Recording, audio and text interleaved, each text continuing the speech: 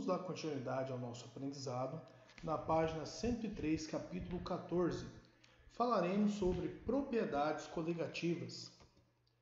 São propriedades observadas em uma solução quando comparada com seu solvente puro, que dependem apenas da quantidade do soluto. Se você comparar a água destilada, a água pura, com a água misturada com sal ou com o dobro deste sal, você observará que algumas condições mudarão. Por exemplo, a temperatura de congelamento ou a temperatura de ebulição serão diferentes nessas três condições que eu citei. Também alterará a pressão de vapor. As propriedades coligativas são tonoscopia, crioscopia, ebulioscopia e osmometria, também chamado de ohmoscopia. Pressão de vapor de um líquido. Vamos imaginar a seguinte situação. Temos um líquido que se encontra em um recipiente fechado e que entre o líquido e a tampa do recipiente tem um vácuo. Imagine agora que este desenho aqui representa um recipiente com uma certa quantidade de água a 20 graus Celsius. E sobre essa água foi retirado todos os gases, não há nada, foi criado ali um vácuo. Chegou a 0 milímetros de mercúrio de pressão.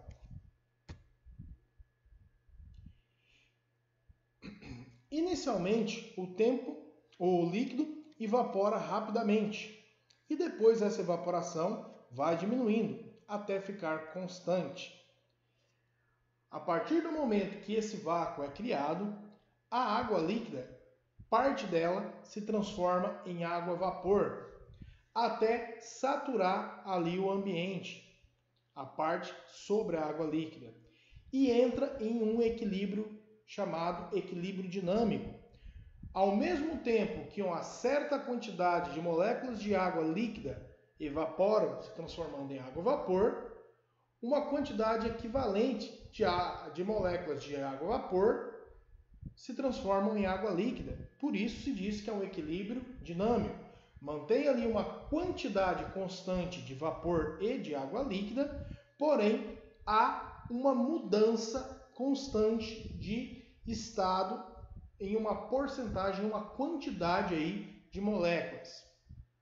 A pressão atingida no que antes era vácuo é a pressão de vapor desse líquido. No caso da água a 20 graus Celsius é 17,5 milímetros de mercúrio. A pressão que o vapor exerce no equilíbrio líquido-vapor denomina-se pressão máxima de vapor. Fatores que influem na pressão máxima de vapor.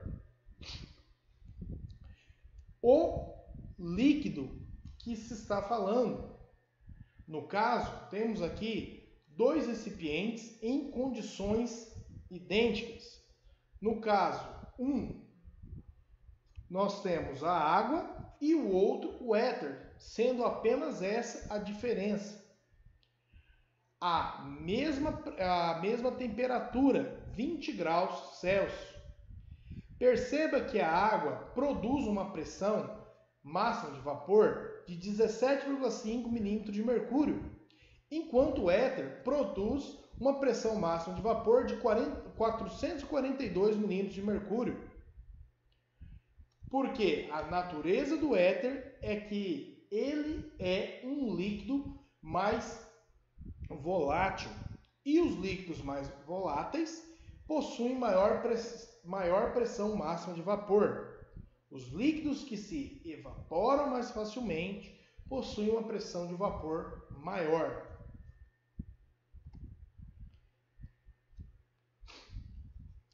Agora, temos o mesmo líquido, mas as condições não são idênticas. A temperatura em que se encontra o líquido irá alterar a pressão máxima de vapor.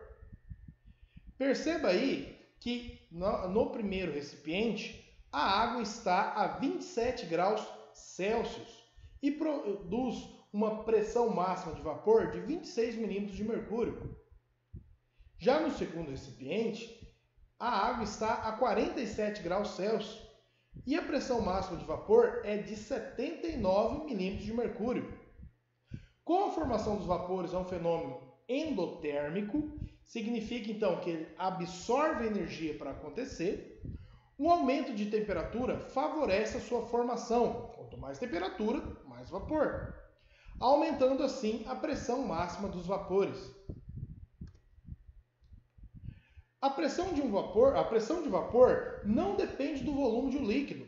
Perceba aqui que temos 1, 2, 3 recipientes e cada um deles está a um nível diferente do outro. Temos o primeiro mais baixo, o do meio intermediário e o último mais alto. Mas a pressão de vapor da água é a mesma. A água líquida, a mesma temperatura, em diferentes níveis, em um sistema fechado, apresenta aí a mesma pressão máxima de vapor. O gráfico abaixo mostra a pressão máxima de vapor da água em várias temperaturas. Na primeira temperatura, 20 graus, a pressão é de 17,5. A 27, a pressão aumenta para 26. E a 47 graus Celsius, a pressão chega a 79 milímetros de mercúrio. Quanto mais temperatura, mais pressão. Temos aqui um diagrama de fases da água. Temos uma região onde a água está sólida, outra onde ela está líquida e outra onde está gasosa. Também há um limite aonde você poderia encontrar ela em diferentes fases ao mesmo tempo. Nesse ponto, temos aqui sólido e líquido, aqui líquido e gasoso, nesse terceiro ponto, sólido e gasoso, e nesse ponto central, sólido, líquido e gasoso. A pressão influencia no estado físico de um líquido. Quando eu altero a pressão e a temperatura, eu posso também alterar aí as propriedades coligativas. Será possível ferver, fazer entrar em ebulição a água à temperatura ambiente? Com certeza. É só alterar a pressão. Quanto menos pressão eu tenho, menor a temperatura de ebulição. Se você comparar uma região litorânea, onde é mais baixo, onde há uma maior coluna de ar atmosférico, então a pressão é maior, você terá ali uma temperatura mais alta para a água entrar em ebulição, que, por convenção, é de 100 graus. Claro que dependendo das condições atmosféricas, você terá uma pressão maior ou menor e pode influenciar aí em pequena quantidade, mas influencia na temperatura de ebulição. Se você comparar o litoral com um lugar muito alto, por exemplo, Belo Horizonte, você terá lá a ebulição da água em uma temperatura menor. Então, é possível a construção desse diagrama de fases que nos demonstra aí que alterando a temperatura e a pressão é possível ter aí diferentes estados físicos da água. A ebulição de um líquido. Quando um líquido é aquecido, forma-se bolhas de vapores do líquido.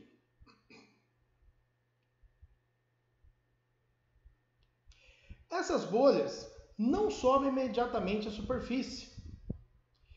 Isto só ocorre quando a pressão dentro da bolha iguala-se à pressão externa.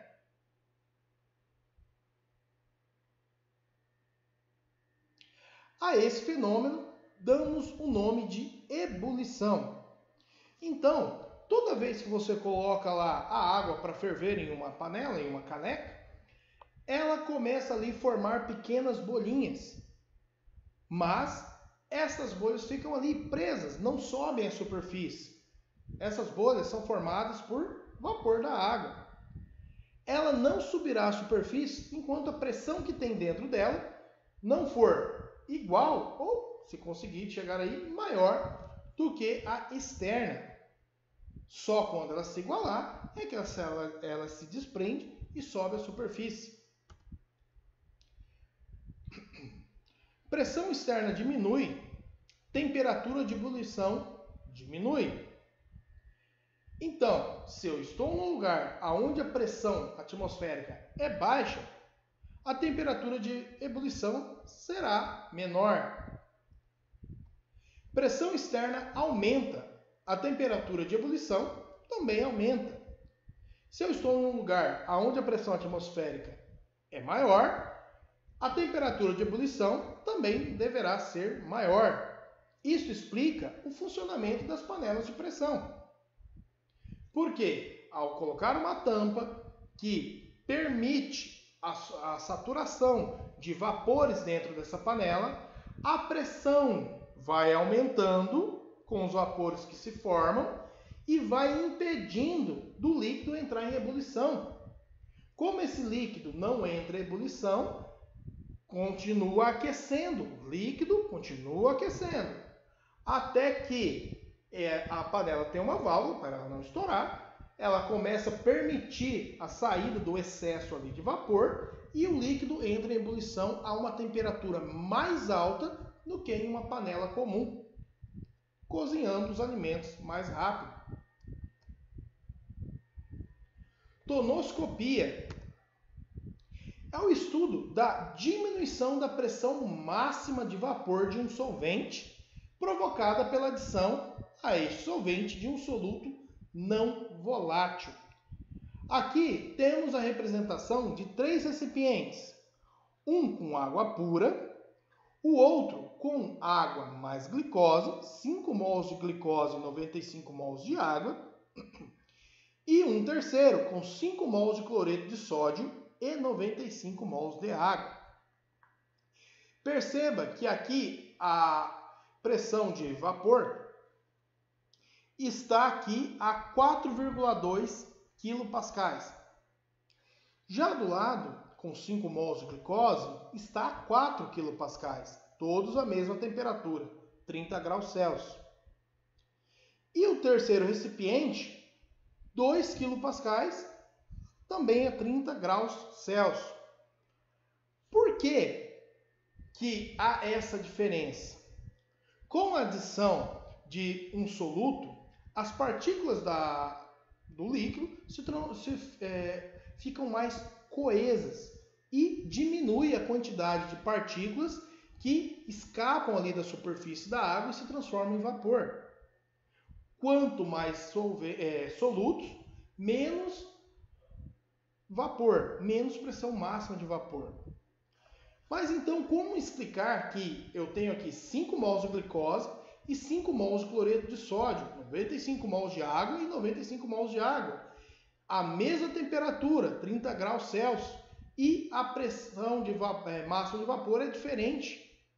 Por quê? Quando eu coloco os 5 mols de glicose, a glicose é molecular e ela não se ioniza. Então, são 5 mols de moléculas de glicose. Já o cloreto de sódio, ele aí é uma substância iônica e os íons ali se separam na água. Então, há o dobro de partículas em comparação com a glicose. Foram colocados 5 mols de cloreto de sódio, mas como cada retículo cristalino ali formado por cloro e pelo sódio se separam, duplicam, se transformam em 10 mols de partículas, de íons livres ali na água. Por isso, com o dobro de partículas, no caso 5 mols se transformarão em 10 unidades, 10 mols de partículas, eu terei o dobro de soluto, então a metade da pressão. Ebulioscopia é o estudo da elevação da temperatura de ebulição de um solvente provocada pela adição a este solvente de um soluto não volátil. Perceba que aqui há um recipiente com água e um recipiente com água mais glicose. E a temperatura de ebulição do recipiente com água pura é mais baixa, é menor do que com água mais glicose. Ao adicionar um soluto em um solvente, a temperatura de ebulição da solução é maior do que a temperatura de ebulição do solvente puro. Crioscopia é o estudo da diminuição da temperatura de congelamento de um solvente, provocada pela adição a este solvente de um soluto não volátil. Agora, temos aqui a água pura e a água mais glicose. Para acontecer o congelamento da água mais glicose, é preciso haver uma temperatura mais baixa do que da água pura. Isso daí explica o porquê que, ao tentar abaixar a temperatura de bebidas, se jogar sal no gelo, há o resfriamento mais rápido. Imagine a seguinte situação: você está lá em uma festa e quer abaixar a temperatura de algumas latas de bebida. Você abre ali o pacote, coloca no gelo, sabe que vai levar um certo tempo. Se você joga sal nesse gelo, as latinhas ali abaixam a temperatura mais rapidamente. Por quê? Ao jogar sal, imagine que o gelo está ali a menos 5 graus. E com a quantidade de sal que você jogou, a temperatura de congelamento para esse gelo, teria que ser a menos 10, por exemplo. Então, esse gelo sólido mantém a temperatura de menos 5 e descongela, ficando líquido a menos 5.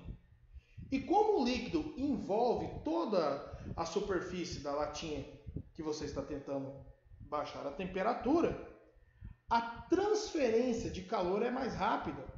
Por isso, o resfriamento da sua bebida ali também será mais rápido. Alguns materiais permitem a passagem de moléculas de solvente, mas não permite a passagem do soluto desta solução. Perceba aqui que nesse recipiente nós temos solvente. E no outro, de início, nós temos uma solução mais concentrada. Aqui é uma solução diluída, onde há mais solvente, e aqui uma solução mais concentrada, em que há menos solvente em relação ao soluto. Como a tendência é de haver o igualamento ali, de se igualar a diluição dessas duas soluções, mas como esta membrana aqui, chamada membrana semipermeável, não permite que o soluto mude de um lado para o outro, quem é transferido é o solvente. Com isso, o solvente vai indo em direção à solução mais concentrada e aonde ele está aumenta a concentração, a diluição da solução mais concentrada e aumento da concentração da onde o solvente vai migrando para o outro lado. Assim, chega à mesma concentração, porém, muda a diferença aí dos níveis dos dois lados dessa membrana. O fenômeno da passagem do solvente de um meio mais diluído para o meio mais concentrado, por meio de uma membrana semipermeável, chama-se osmose. É o estudo aí da osmoscopia.